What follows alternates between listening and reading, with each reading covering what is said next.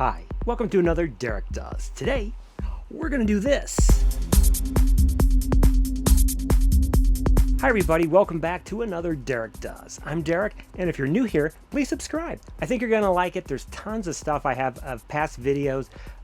The one I just did was on the field jackets of World War II up to Vietnam. And today, because someone had asked about it, and I thought, I haven't done that, is the tanker jacket. Now the tanker jacket is not, I wouldn't call it a field jacket because it really wasn't made for the field. It was made to be inside tanks. And it's called the tanker jacket, but it's really officially called Jacket Combat Winter.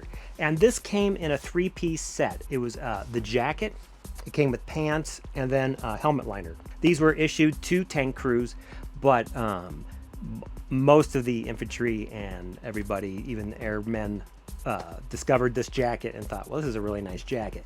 It's warmer than the normal stuff, it's more comfortable, and it looks really good. It looks like a civilian jacket, and after the war they continued to make this jacket, and actually you can find this jacket today, or very close similar looking of this jacket, just as regular winter coats that you can purchase.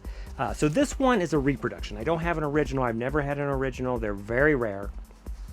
This is a reproduction. This is my son's, but this is from At the Front, and they're one of the reproduction companies out there that make them. They're all over the gamut of what they have for what they should have and what they don't have and that sort of thing. This one, again, it's close, but it's not like an original, but it's close. There were two patterns. There was the first pattern, and that's the classic one you probably saw if you saw the movie Fury with Brad Pitt. He was wearing one, and I'm trying to remember who made his. It'll hit me later. And then there's the second pattern, which is this one. The main differences are the pockets. The first pattern really didn't have any hand warmers. It just had like a regular pocket, like any jacket of the military, of just to put stuff in. Later on the second pattern, they have hand warmer pockets. So what I'll do is I will put this on. This is a size 40, so it's just one size below me, and it should fit pretty well. This one, they were all, originally they were wool lined. This one I think is like a combo, it's like a fleece line. So again, from the outside it looks good, but there's pieces of it that aren't quite right, and then has a talon, kind of a reproduction talon zipper on it. Now my son did put the an original fourth badge on it there, so it does have some World War II-ness, and there's also a grenade that I got in something. There's a grenade pin on it too, so which was common for those guys to do, so they can get to their zipper easy. So I'll put it on, and you can see how it looks on, and then I'll put it on the hanger, and I'll show you the close-ups of it, and you can kind of check out what the tanker is. And if you ever see one of these and it's original, pick it up, because they're worth probably close to $1,000.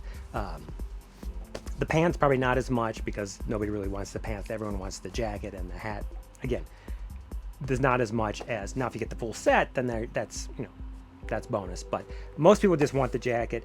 The trouble with the jackets too, the old ones, they're in tanks, so they were just covered in grease and cuts and everything. So like, not that many survived from actually World War II of originals, just because they led a pretty hard life inside a tank. So, but let me put it on, and I'll show you how it looks with the spin. So here's the jacket. Again, it's a size 40, so it's a little, I can feel it's a little short on me, like especially in the shoulders and in the sleeve. Waist is fine, but you can see it's a really comfortable jacket to wear, and that's the reason it survived past the war, and everyone kind of wanted them. They're comfortable. There's lots of movement in it, and then you have these hand warmer pockets right here. Now, the thing about the At the Front one, the hand warmer pockets are a little low. They should be a little higher up. So the holes are here, but they should be up here. If you ever look at original photographs, they were a little higher up. So we've been kind of looking to maybe replace this one later with maybe a little bit better one. But this one is fine if you're just trying to get into getting a tanker of a World War II tanker. This is it.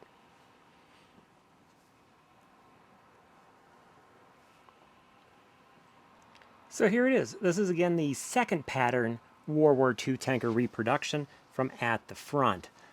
As you can see, it's just a classic jacket, as you've got knitting like an A2 at the waist and on the sleeves. It's cotton, probably cotton drill, I guess, on the outfit. And then the collar itself, too, is just, again, they continued with the cuff there, the wool cuffs. And here you can see it's got a Talon reproduction zipper, and then, but an original 4th Armored Division patch. It was just made to keep you warm and be able to squeeze into a tank. You can see it's bi-swing here on the back a little bit. I mean, it's not like a crazy bi-swing, but it is open up, so it's not just a solid back. And then you can see there. But this won't get in the way with your helmet or getting inside the tank. Just keeps everything tidy.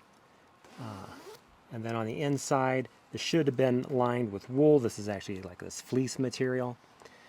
And then it has a inside pocket here. I don't know if the originals had that or not, because I've never had an original to look. They might, though. Might have had a little mat pocket or something just to keep it safe from the outside world.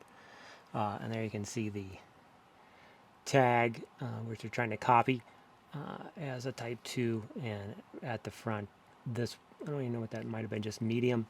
But you can see that's at the front.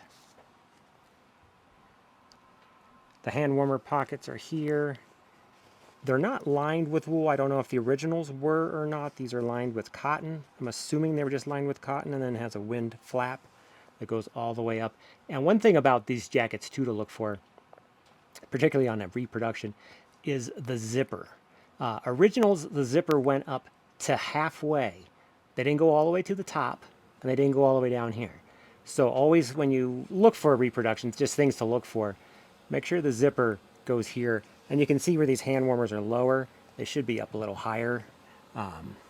These are comfortable, but they're not original.